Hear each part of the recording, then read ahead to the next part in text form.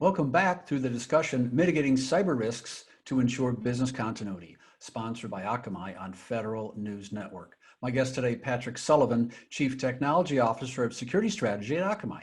I'm your moderator, John Gilroy. You know, business continuity we talk about a lot, and it's really important for federal systems managers, but at what cost? That's the rub, isn't it?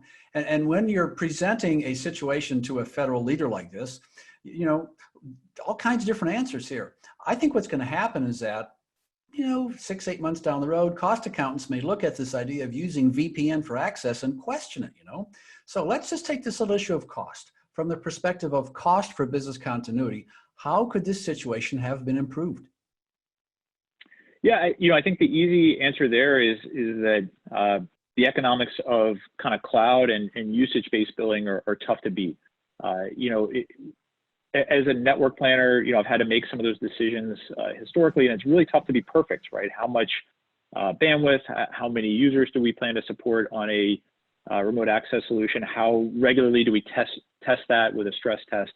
The cloud gives you kind of an easy out on a lot of those where there's massive scalability, and you're not necessarily paying for that peak capacity until you need to use it. So I think from the dollars and cents, that may be a conclusion that comes out of this. More of a cloud-based SaaS model for remote access may be the way past this, in addition to some of the security benefits that we talked about, getting closer to kind of a zero trust philosophy and moving away from some of the risks that we're seeing as adversaries target some of these remote access solutions as their initial point of access to a network. When I think about the DoD, I think about 1941. Ever since 1941, the American military strategy has been to dominate the sky and gain visibility. Let's apply this to business continuity. From the perspective of a manager of a federal network, how can network visibility improve this concept of business continuity?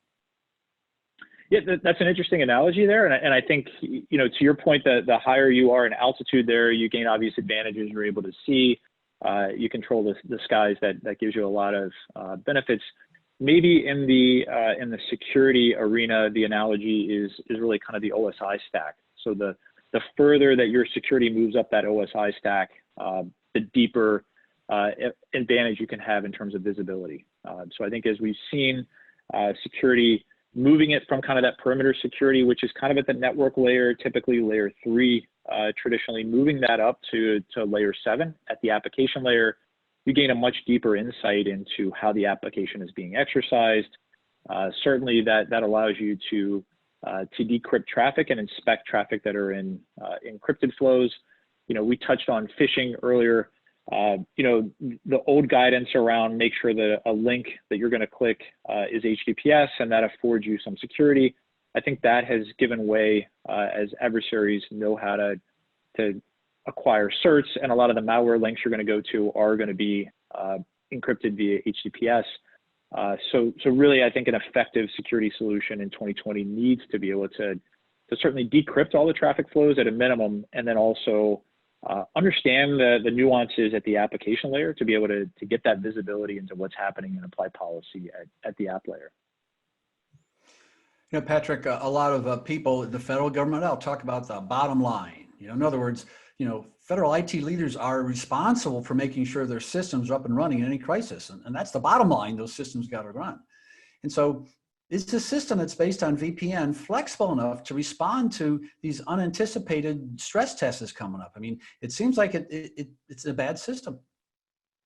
Yeah, I think there are strengths of a VPN. As we said earlier, it's a workhorse. It's served us well for a couple of decades. So there are things that the VPN does well. But I think where we're seeing the VPN really being replaced by kind of a next generation of technology around the next refresh cycle is that ability to manage web application type of attacks, that ability to not extend access at the fundamental level to the network layer, but rather give app by app, request by request access to disrupt that lateral movement that adversaries have come to know and love. So I think those are primarily challenges. And then I think we also see just the lack of elasticity. Any type of a hardware device that lives at the data center is going to have a pretty finite level of capacity. And to bump that up beyond its capacity, often you're buying additional hardware, you're acquiring additional capacity into the data center. So I think those are challenges. And then to your point earlier, as more and more compute moves to a hybrid multi-cloud, really the VPN is really positioned at the wrong place in the architecture. If the VPN exists at a couple of core data centers across the enterprise, at HQ and a couple of other large corporate data centers, you end up with some really inefficient traffic flows where traffic has to traverse networks through some potentially constrained corporate networks to get to your security devices like the VPN and other devices. Whereas if you move that function to the edge, you end up with an optimal traffic flow regardless of where that traffic is destined. So if you adopt sort of a SaaS productivity suite, if your compute moves to one or more cloud environments, that enforcement point is optimal. You don't have to necessarily have traffic come to a corporate HQ to just turn around and trombone back to a cloud data center somewhere. So I think those are all drivers that really are leading folks like Gartner to sort of forecast around the next refresh cycle. We'll see VPN technologies being replaced with more of a zero trust access model that's driven from the edge.